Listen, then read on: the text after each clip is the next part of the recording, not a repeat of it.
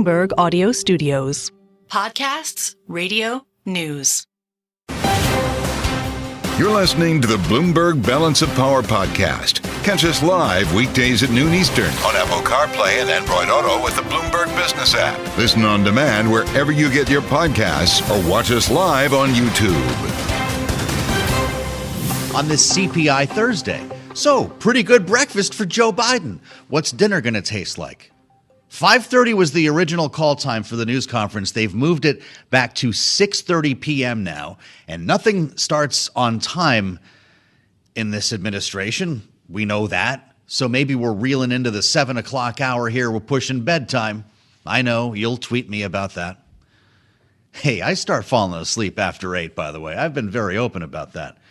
So if you're playing along on your home game, and this has been a little bit difficult as we prepare to bring in our panel here, Senator Peter Welch of Vermont becomes the first Democratic senator to go there, calling on the president to step down.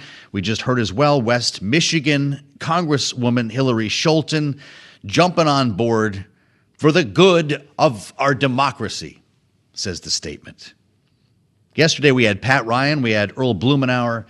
And again, if you're keeping score in your home game, it appears to be a dozen now, a cool 12 congressional Democrats, which frankly, with more than 200 to go here, is not exactly the dam breaking. But everyone's waiting on tonight. And as I'm reading in the tip sheets this morning, there are members of Congress reportedly statements just like these ready to go after world leaders leave town, because that would be the appropriate thing to do in this NATO Summit week. Let's bring in our panel. Caitlin Legacki is back, and it's been too long. Democratic strategist, Four Corners public affairs partner, and Lauren Tomlinson, Republican strategist, Claffey Communications president. Great to see you both. Caitlin, where's your head on this? I'll be curious to hear how you're coming in today, because the numbers are slowly ticking higher on lawmakers, but we keep hearing that many are holding back to see what happens tonight. What's going to take place when the president holds this news conference? I think a lot of folks are going to be holding their breath, waiting to see how this goes. I do think that this is really a make or break moment for the president. But I think you also have seen leaders like former Speaker Nancy Pelosi really setting tonight as kind of the benchmark for when people can start expressing their concerns. And I do think that it's a very real dynamic that a lot of members have been waiting until after this evening to express their position on this. But you've also felt a very real, vibe shift in the last couple of days. And I think that's due in part to a lot of folks starting to see polling up and down the ballot that is deeply alarming. And the idea of a Republican trifecta is now becoming a very real concern among elected officials. And so more than anything, I think that's going to affect who comes out and when to really air out their concerns and try and invite a change at the top of the ticket. Lauren, your background, aside from politics, is in national security, geopolitics. What are you hearing about these world leaders who are with Joe Biden? You've got 31 other world leaders in town. And from everything that we're hearing, this is the only conversation that's taking place behind the scenes at this NATO summit. Yeah, you're hearing a lot of diplomats express the same concerns that Americans are expressing, which is they're watching Biden super closely to see how he walks, how he talks, his slip-ups. Now everything has all of these additional meanings because of the domestic conversation around his mental acuity and his ability to do the job. So they're also having a lot of side conversations with Trump administration officials, former Trump administration officials, people who could potentially be in the State Department or the Department of Defense or the National Security Council, all of these positions under a Trump administration, because they're viewing it as a very, very real possibility that President Biden is not in office come November. I think to your point about holding the statements until the world leaders are out of here, I think that's right. I wonder if there even is a press conference tonight. There may be some sort of reckoning by the end of this where, they decide that President Biden shouldn't go out and do the press conference. Really? I think. Are you hearing that, Lauren? Or are you speculating? That would be a big deal. I'm speculating. If I'm the White House staff, I'm not putting him out there like that, because well, it's game over in that case, isn't it? Absolutely. I mean, I think it is, they have set the stakes so high for this press conference that if he does not knock it out of the park, do it for over an hour, answer every question under the sun, under every question, under every topic, and not get frustrated with the media and the White House press corps, who, they're very frustrated right now. So this is not going to be, a friendly group of people that are coming to ask him questions. It's going to be a failure no matter what. So I think because these expectations have been set so high, I don't know how he exceeds them. And unlike the debate, they were downplaying expectations and he still fell below them. Yeah. So I don't see how he wins this. I don't think that the ABC interview ends up happening either. I think this all kind of comes to a resolution by the end of this week. They're not going to want to go into the RNC convention with still this messaging going on. And most importantly, all of those Democrats who have come out against President Biden publicly already are from vulnerable districts. And so they are the ones that have the most to lose here and the most to gain by speaking up. So I think that that's why they are willing to go first on a lot of these statements. Wow. All right. Caitlin, Lauren just said a lot. This is moving quickly, certainly in Lauren's view. I wonder your thoughts with what we just heard here. There's a new Washington Post, ABC News, Ipsos poll out.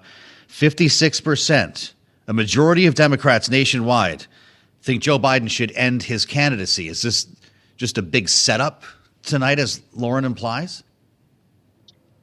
I mean, I agree that it's going to be very difficult for him to walk out of that room with a win. I think it is somewhat of a no-win situation for him. I think he's still going to do it. But I think the reality of this situation is that President Biden is a very prideful man. He has an incredible record to run on that he's very proud of. And so there is a challenging dynamic at play where, even looking at this morning's inflation numbers, that is good news for Biden. Like on the policy, his presidency has been a resounding success, but there is this dynamic where he cannot escape the age question. And I think the biggest challenge he's going to face tonight is being able to address the questions he's going to get with humility and without defensiveness. And that has long been a challenge for him in terms of defending his record. So I tend to agree that it is going to be a tough dynamic tonight. I think there's no universe in which they pull the press conference because I agree that would be game over. But I also think that, sometimes you have to let people fail. And that's really what it's going to take for President Biden to realize that he may need to step aside.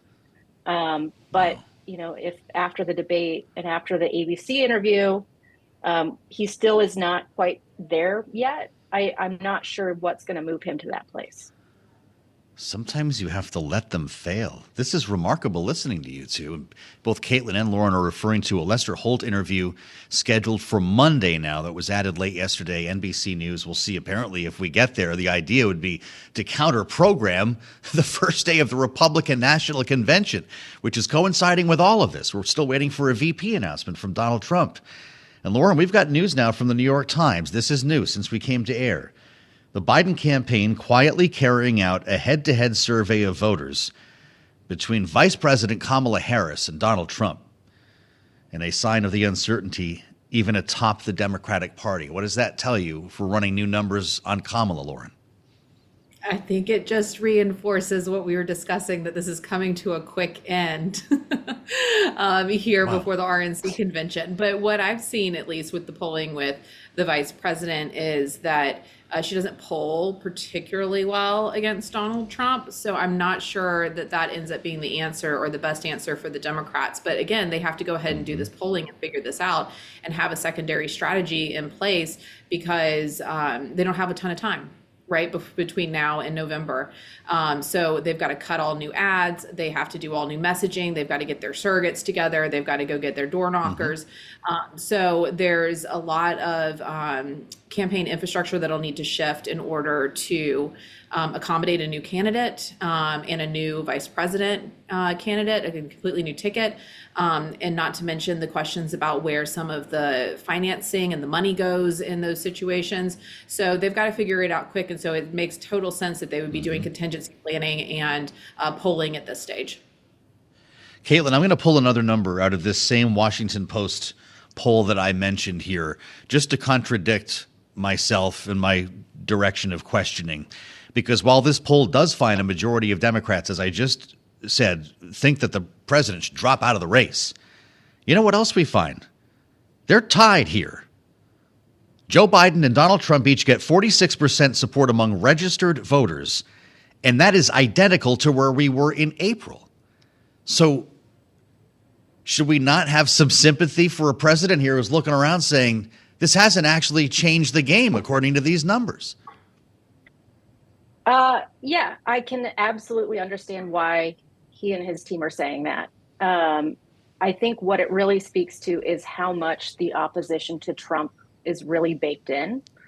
There is a hard ceiling and a hard floor for both of them right now. And the question that is the $1 million question is really, what does changing the ticket do to that in terms of, if you're seeing all of these people saying Biden is too old and all of these people wanting to drop out, does that make an alternative more palatable? And I think that's really at this moment in time an unknowable question.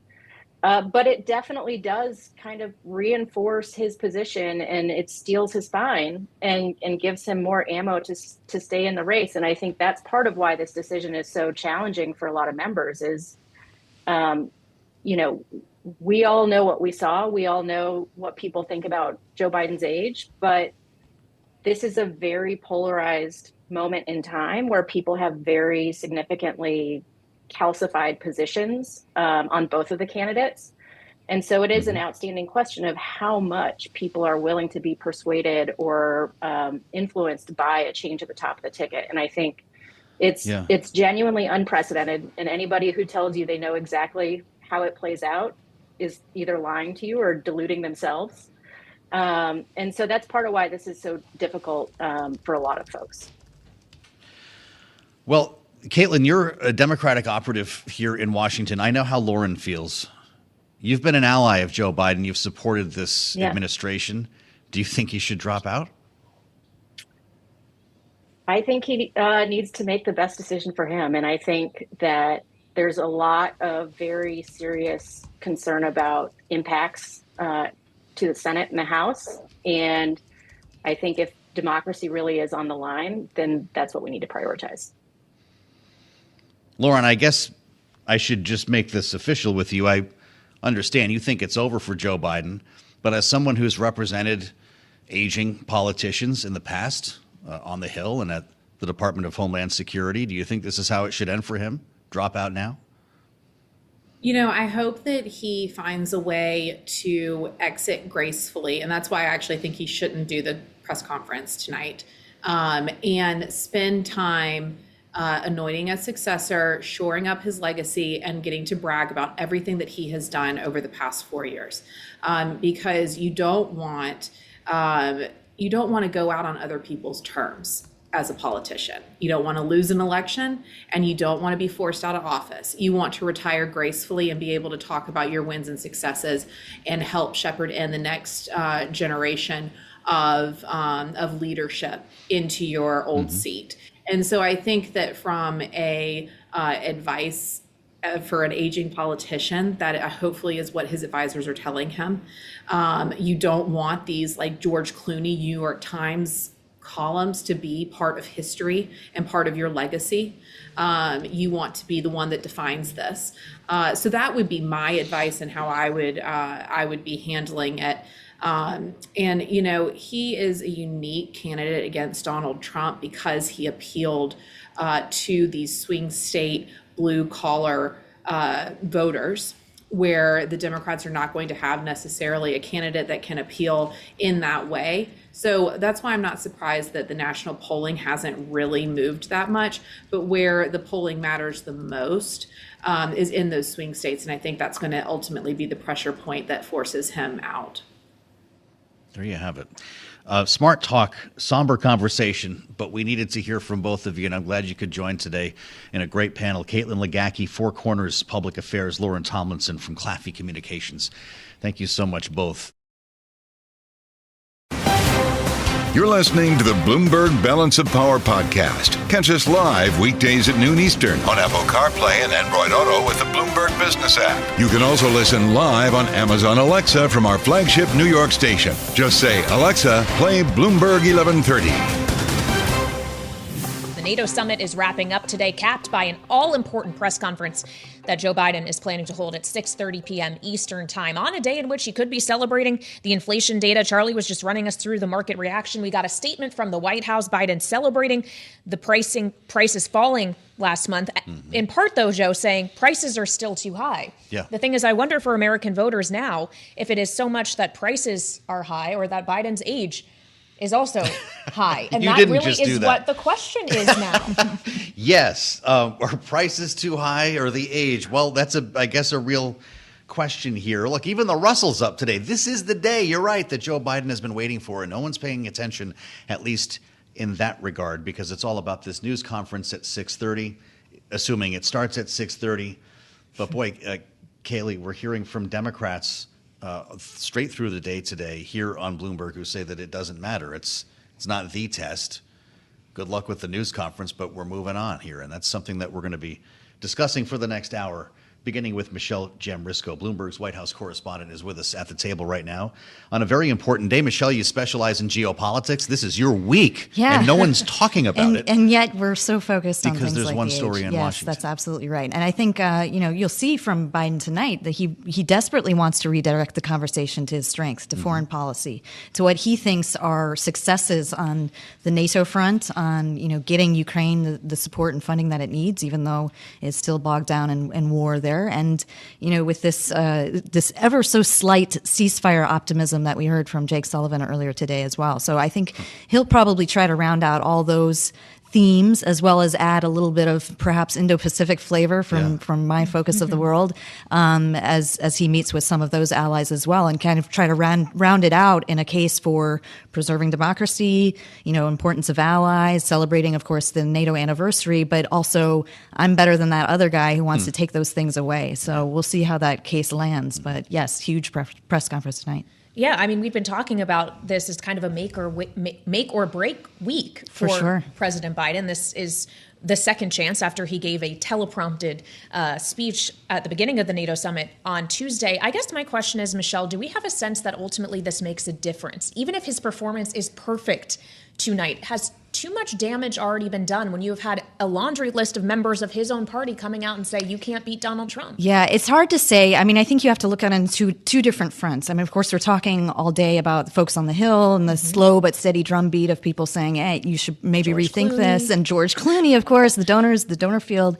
But then also, if you take away the sort of elites, as maybe Biden would call them, and look at the voters, I mean, the polls are telling a little bit of a different story as well. I mean, I think tonight is the second big opportunity, maybe the first big opportunity since the debate, to really kind of show the American public, to the broader viewership in the U.S., how is he fit? Is he demonstrating more mental acuity than that debate, of course, but also than people maybe expect he would show in the months to come and perhaps years to come if he's reelected. And so I think the stakes are still high from that standpoint, but maybe it won't change anybody's minds, perhaps again on the Hill, who are already thinking, hey, maybe you should drop out, and can you listen to me privately if you don't need me to go public and talk about this on social media. You said something in the outset that would be a lead story in any other world where this wouldn't be happening, and that's the potential for a ceasefire to be announced. Jake Sullivan talking about this earlier. What did we learn? Yeah, they kind of reiterated a bit of the language that they have in recent weeks in terms of getting a sort of framework in place, confirmed that Hamas has kind of gone further in supporting this original proposal that was, weeks ago set out that U.S. said Israel supported, and then Israel kind of backed off, and now they're looking at this again now that Hamas has said that they're okay with this idea. So we don't know all the details yet. We did hear from Jake Sullivan that there is a little bit of a sense of more optimism, but again, he's making clear we're not there yet. We don't. It won't be announced if we close. We could be far from it, but these are encouraging signs. I think more positive, he said, than in months. So that is a development there. But of course, that would be a nice story for them to play up on a day when everybody's focused on this age issue again. Absolutely. Michelle Jamrisko, White House correspondent for us here at Bloomberg. Thank you so much. We want to dig further into that optimism around a ceasefire potentially and go to someone within the administration who has been involved extensively in the Middle East in recent weeks. Amos Hochstein is joining us now from the White House North Lawn. He is senior advisor to the president for energy and investment. Welcome back to Bloomberg, sir. Always great to have you. Could you just give us your take, given you have spent time in the region recently, about what kind of moment we're in, if it is a moment that deserves more optimism after we've had some, shall we say, head fakes recently? Well, first, it's good to be back with you. I don't know about head fake. I think we're always hoping that we can move towards a ceasefire that brings home hostages and de-escalates everything that's happening in the Middle East. But no doubt, as you mentioned before, Jake Sullivan already said it this morning, we're in a better place than we were in a long time, and the opportunity for an agreement is within reach, and hope that we can get there. I think that that we're putting everything we can. The president has personally tried to make sure that all of us are doing, not leaving any stone unturned and trying to work as hard as possible. My colleagues are in the region right now. I was in the region just a few days ago, and we'll continue to do everything we can under the president's direction to try to get this deal done. It's critical for all the Israelis, for Palestinians, Lebanese, and for the region. Mm-hmm. Amos, it's great to have you back. Can I ask you just quickly, do you have plans in the immediate future to return to the region?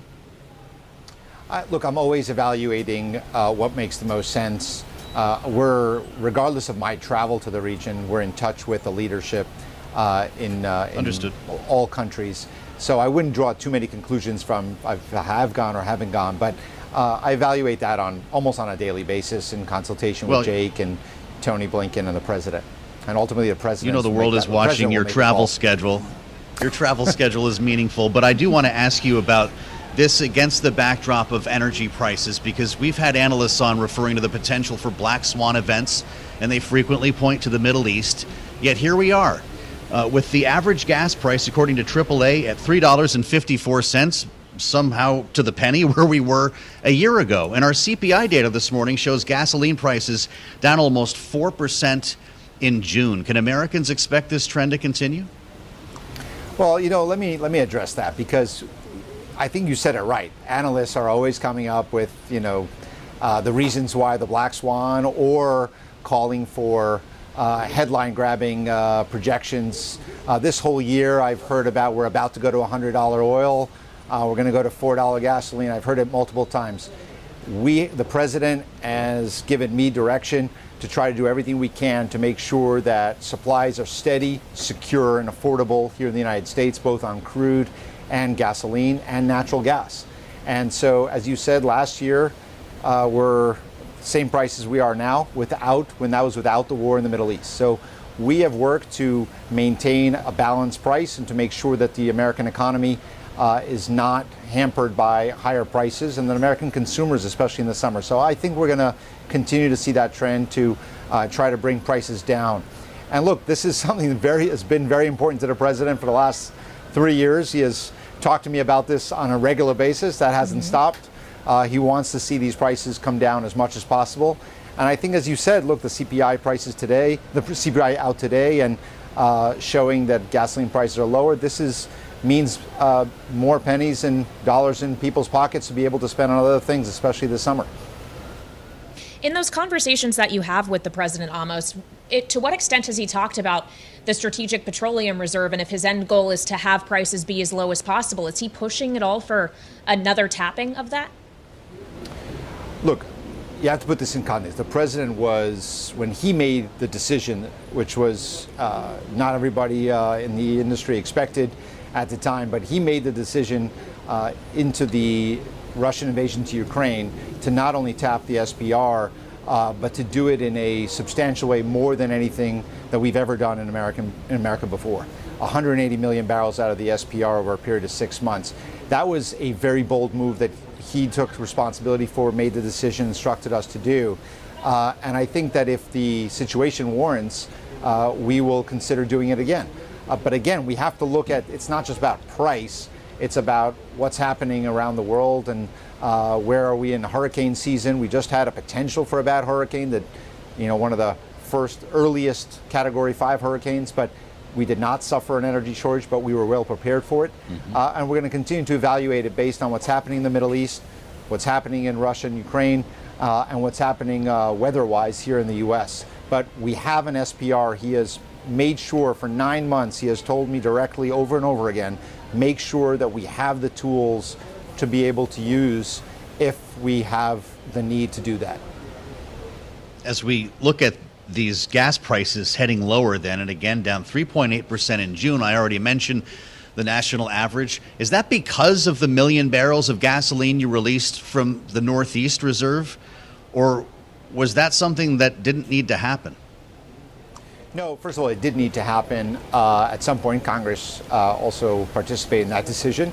But the timing of it was what was important. So I do think that it played an important role in it in a certain regions of the country, as we predicted last week when folks thought that we would see a rise in gasoline prices around July. If you go back to the same analysts from a month ago, and we were able to stem the rise in gasoline prices and in oil prices.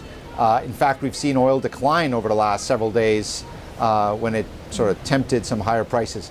But I'll tell you, there's been a lot of questions about how things are working here in the White House. I will tell you, I have seen the president super engaged on this issue throughout this presidency, and with no change to that over the last several days and weeks.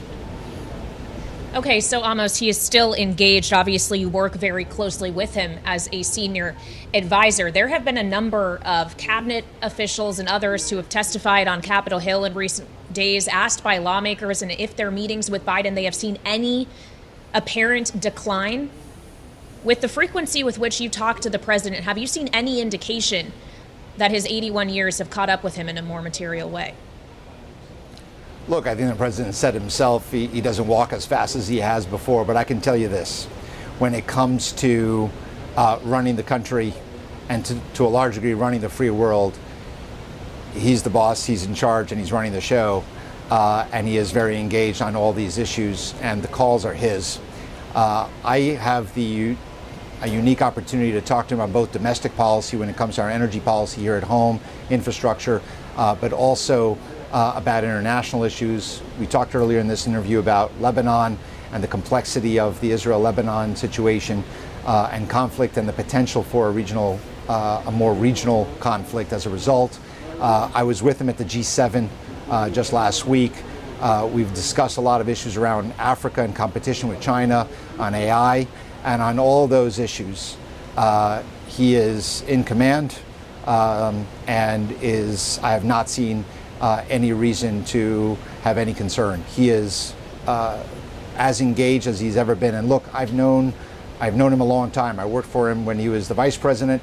I've worked with him now as president. I knew him when he was the chairman of the Foreign Relations Committee.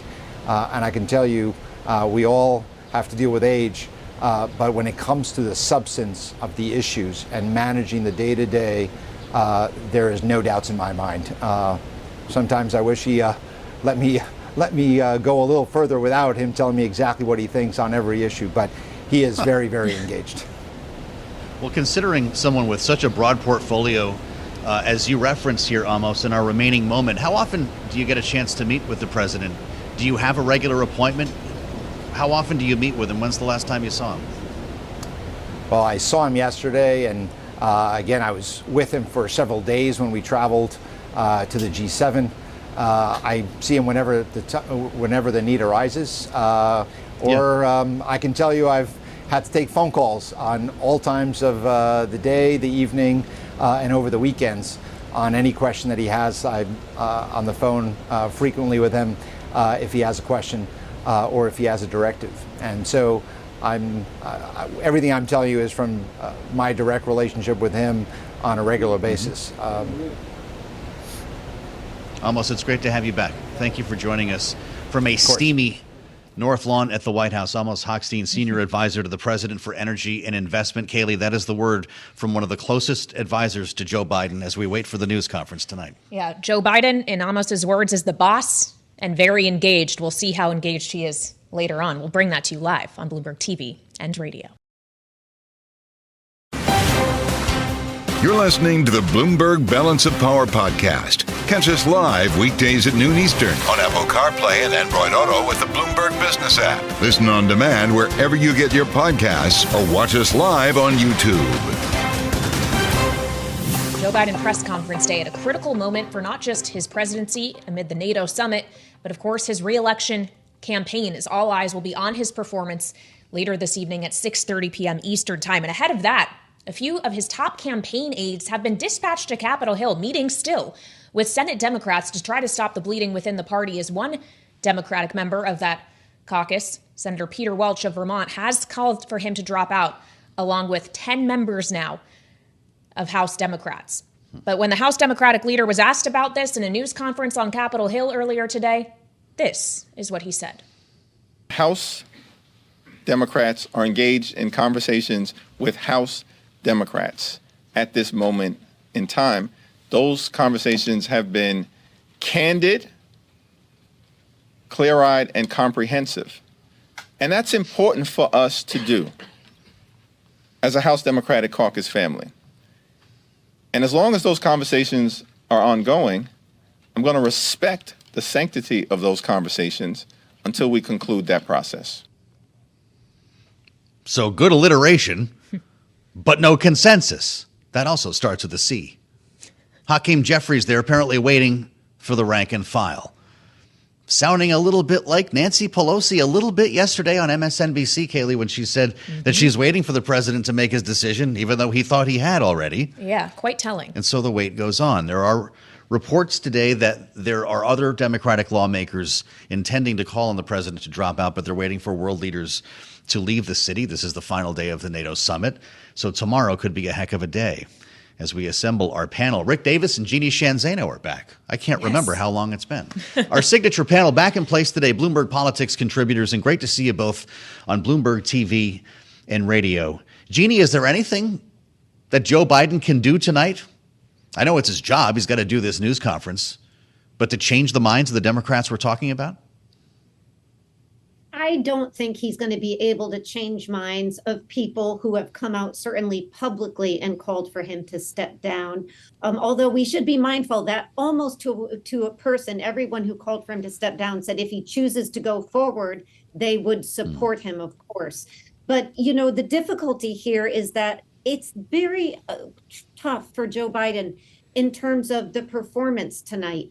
He's going to be watched. Any little slip up, any little gaffe, any little non sequitur is going to be fodder for people to talk about. And so I'm not convinced there's a lot he can do. But, you know, on that clip you played of Hakeem Jeffries, we can't underestimate how important Hakeem Jeffries is to this conversation. He really is like holding up a dam. If he was to break, I think we would see that many of the Democrats follow. He's a young, exciting, Black, 5 steps away from speakership in New York, which people are now calling a swing state in this election cycle.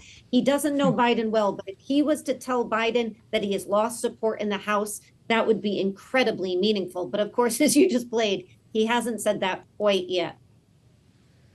Yeah, I guess time will tell. Of course, we're also waiting to see what else comes out of the Senate after the meeting with a number of senators and Biden campaign aides that we understand is ongoing. But one member of the rank, Senator Peter Welch, as I mentioned, has come out writing in an op-ed in the Washington Post, Biden should withdraw for the good of the country. In part, Rick, he says, we cannot unsee President Biden's disastrous debate performance. We cannot ignore or dismiss the valid questions raised since that night. So I guess to the point Jeanne was making, Rick, can this night, tonight, make a difference when June 27th already happened? I think it can soften the landing, but it doesn't change the outcome. I think it's almost baked into the equation right now that Democrats are wrestling with how do you make the transition from Biden and who you transition to, rather than the question of support Biden or don't support Biden. And so I think that he needs to do his job tonight. He needs to actually be a good president of the United States, right? He needs to show that we're the leader of a free Europe, that our support for NATO is non-compromisable, that our efforts to help Ukraine will go on no matter what happens in the next election, that freedom doesn't have a term of office. And he has to do that no matter what, right? It's got nothing to do with his reelection. That's his job. Do your job. Does that help a little bit, down the road? Sure. Yeah, absolutely. But more importantly, this is the problem with being an incumbent president running for reelection is you have an obligation to our country and the rest of the world to project strength and promote freedom and democracy. And that's his job to do tonight. And he has really got to forget the fact that he's a candidate for president and is worried about every little misstep and miscue. Because at the end of the day, we're paying him to do a job today. And this is probably one of the most important events that will occur in his presidency, between now and election day. And so be a good president, do a good job. That being said, probably the outcome is not dependent upon what he does tonight. So he should feel free, to lean in on this and realize that nothing bad can happen from tonight because that's already happened since the debate. Do your job, says Rick Davis. There was a vote in the House of Representatives today. Jeanne, this was the inherent contempt vote. It sounds like a movie. Against Merrick Garland, who refuses to release the Robert Hur special counsel tapes, the interview of Joe Biden that led the special counsel to refer to him as a forgetful old man. 204-210, Republicans did not get what they wanted here, but I wonder if it matters. There were thoughts that this would be a Joe Biden on this tape, forgetting the names of family members, major events in his life. They didn't want this to get out. But that was weeks ago, Jeanne. Does it even matter anymore? I'm not sure how it matters at this point. I said to you a month or so ago, I didn't support the White House sticking to this. This should have been released. The reality is, to Senator Welch's point, we can't unsee what we saw during that debate, and people who were watching Joe Biden closely in the months before can't unsee what they have seen. And I think that is the problem he is facing. And while I agree with Rick, he needs to do his job tonight, the problem we all have as Americans is no matter what he says tonight, the focus is going to be on his age. Is he able to do his job? Less so on the important things he's saying and the question of his health and whether he is up to the task. And, Kailey was talking about the inflation numbers. We aren't even talking about that publicly. It is all about Biden's age. This is a disaster for the Democratic Party. Inflation should be celebrated today. They can't do it because it's all about age. And so that's the problem we all have. And that's why he needs to think carefully about the issue of whether, in fact, he should stop standing in the way of progress moving forward and do the patriotic thing and remove himself from this. Well, just to underscore the age issue, we got a new poll out from the Washington Post and ABC together with Ipsos that actually found Biden and Trump in a head-to-head contest for the popular vote, tied at 46%. But perhaps what is more telling when it comes to the age question, 85% of those polled said Biden is too old. Only 60% said that about Donald Trump, who, Rick, I would remind our listeners and viewers, is only 3 years younger than Joe Biden.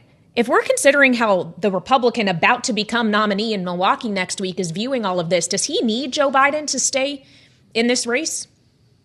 Kailey, you make a really key point. I mean, because the focus is all on President Biden, we've forgotten the disastrous candidacy of Donald Trump. Yes, over half the population believes that he's too old to be president of the United States and are hesitant to vote for him for that reason. 2, he's a convicted felon 34 times over. 3, he says the most outrageous, non-American things you could ever say from the platform of his stages of the events that he runs on. I mean, like, let's just go through the disastrous Trump campaign, because if we were focused on him, it would be a completely different conversation. The problem is there's only so much bandwidth in anxiety that the American public or the media can handle at one time.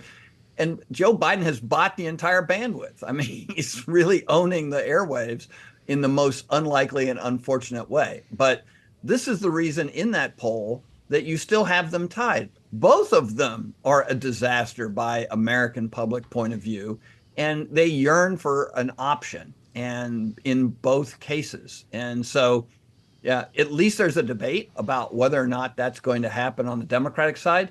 Republicans would be much better off with a more neutral candidate running for president. We would beat Biden hands down in that kind of a contest.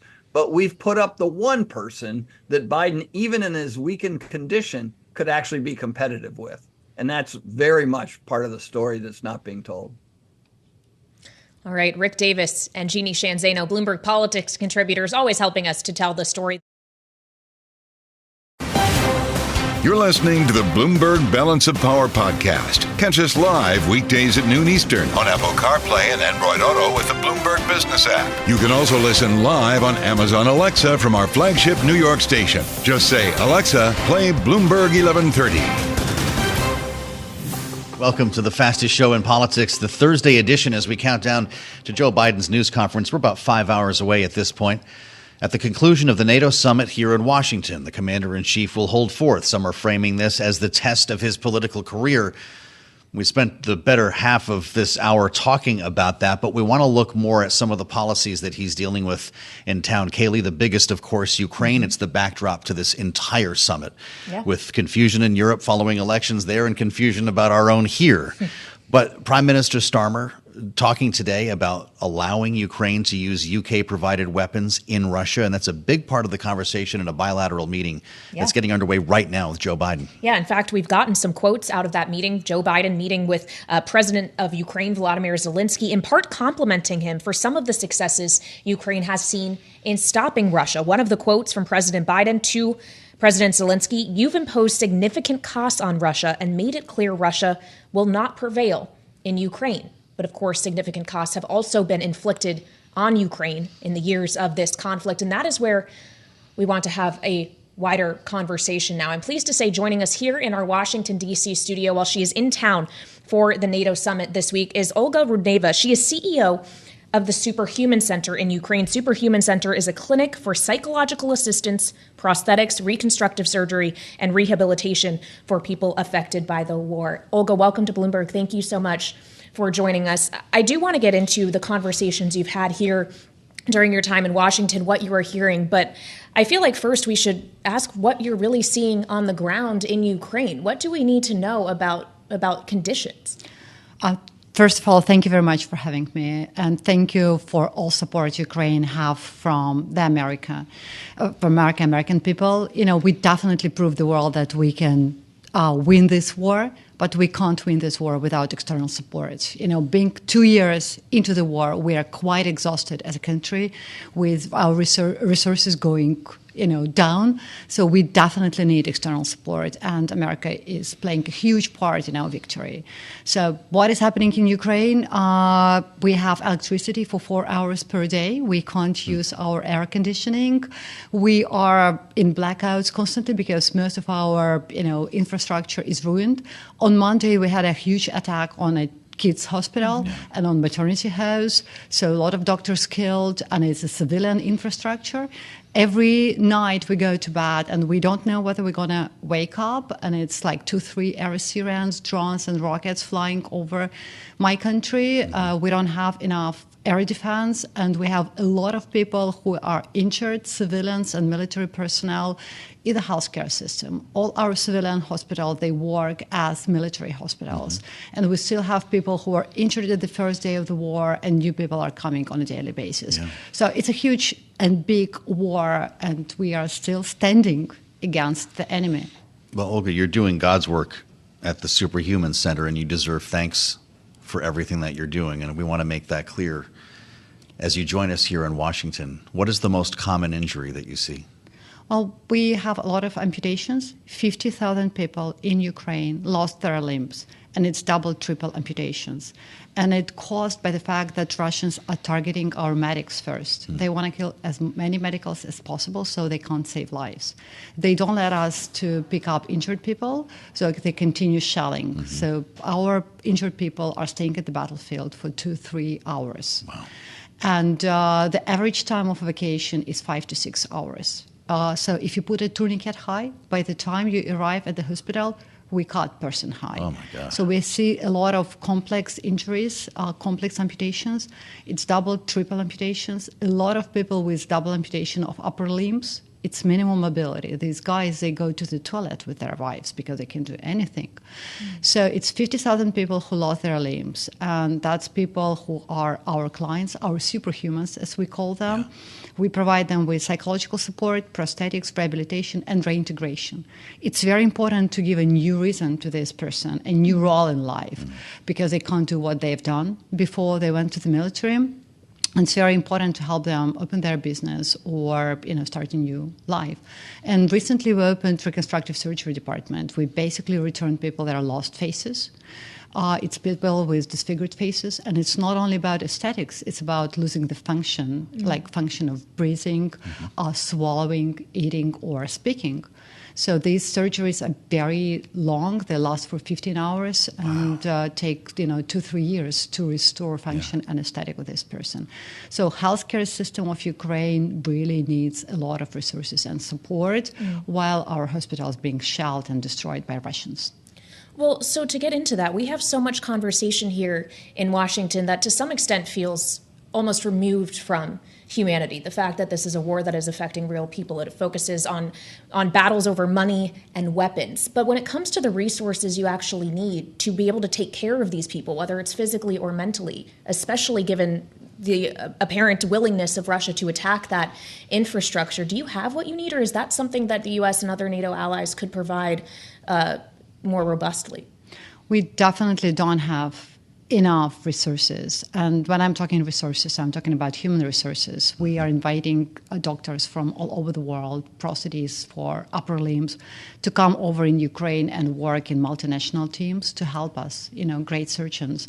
So it's a human resources. We don't have enough people working in Ukraine providing medical assistance. Number two, we do need additional resources to provide people with prostheses. And we need to provide people with prostheses as soon as possible, because the longer people stay in wheelchairs, the less chances they'll be walking or having an active life. So we also need additional resources to train physiotherapists because we're going to have an army of people who will need rehabilitation services. Right now, it's 1.8 million people in the front lines. By the end of the war, the estimation is up to 4 million. All of these people will need rehabilitation services because they were sleeping in the trenches, they were carrying 30 kilograms plus, malnutrition and other things. So it's a huge need for Ukraine to provide help. And I'm not only talking about military personnel. Our youngest patient is 11 years old. He lost his leg in Kharkiv. And our oldest patient is 78. She lost her leg during the shelling in Bakhmut. Wow. So it's all kind of people, civilians who just lived their normal life at their houses, had dreams, had plans, and one day it all was stopped by the Russian invasion. And they didn't do anything wrong. They just wanted to speak their language, to have their dreams, travel, go to school. That's it. We didn't do anything wrong as a country. You left the Superhuman Center to be here in Washington, traveled halfway around the world. Has it been productive? We had meeting with congressmen, and we were thanking them for support because we want to be able to finish the war without external support. As I mentioned already, the sooner we finish the war, the sooner we can start reconstructing the country. But not too many people know 40% of Ukrainian territory is mined. It's the size of Austria. Meaning that if the war stops tomorrow, we will still have people who are losing their limbs or have disfigured faces or have other traumas. So we need to finish this war as soon as possible because every day of this war is taking the best people of Ukraine who volunteered to go and fight for this country. The sooner we finish the war, we start another war with our mental trauma, with our physical trauma, and restoring the country and going back to normal. Well, I suspect this is going to be the work for the rest of your career, Olga. We're delighted to meet you and appreciate your insights today. Thank you for coming to see us. Thank you very much for inviting. She's on her way to Capitol Hill for more meetings with lawmakers. Olga Rudneva, CEO of the Superhumans Center in Ukraine, in a special conversation today on Bloomberg that you won't hear anywhere else. Thanks for listening to the Balance of Power podcast. Make sure to subscribe if you haven't already at Apple, Spotify, or wherever you get your podcasts. And you can find us live every weekday from Washington, D.C. at noontime Eastern at Bloomberg.com.